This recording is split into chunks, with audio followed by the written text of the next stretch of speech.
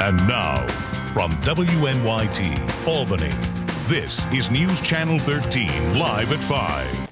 Opponents of a large cement plant proposed near Hudson have enlisted a well-known backer. Recording artist Natalie Merchant added her name to a list of people trying to prevent this project.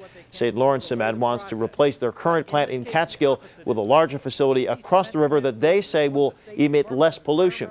Bill Lambden will have much more on the story right here, live at 5:34.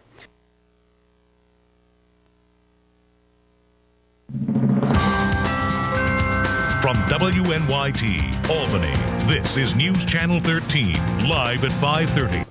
A popular singer-songwriter is lending her support to a Columbia County protest. It tops our county-by-county report this evening. Natalie Merchant's her name, formerly of 10,000 Maniacs, that's a band if you don't know, spoke out today against plans for a cement plant near Hudson. Bill Lambden is in the newsroom. He has more on this controversy and Merchant's interest in it. Bill. Well, Elaine and John, both sides are waging a public relations war over the issue, trying to influence a decision that right now rests in the Pataki administration's Department of Environmental Conservation.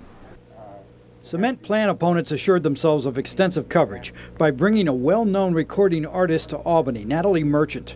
The ex-maniac was emotional over the thought a large cement plant would be built in the area she calls home. And I see this as a threatening crime against it that I hope we can prevent. Opponents have a list of reasons why they think the large replacement for an operating plant in Catskill is a bad idea.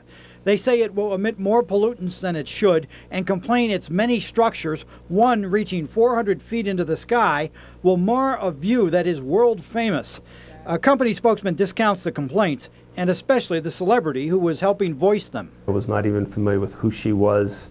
In this context, I thought she may be a research scientist or an environmental expert.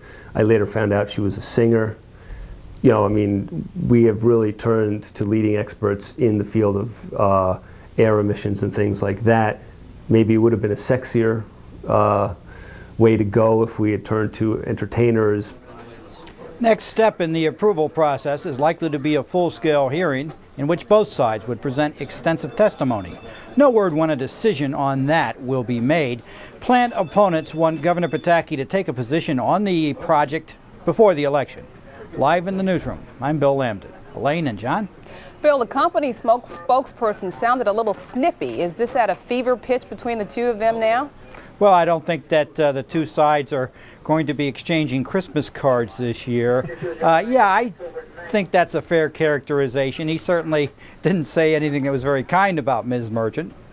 Were you surprised she was crying, Bill? Because, you know, she seemed really sincerely struck by the whole controversy.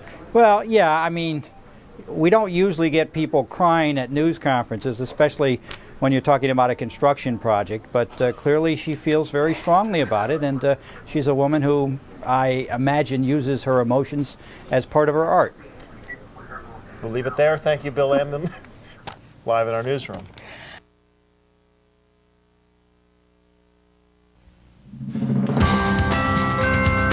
Now, the Capital Region's #1 newscast, News Channel 13, live at 6.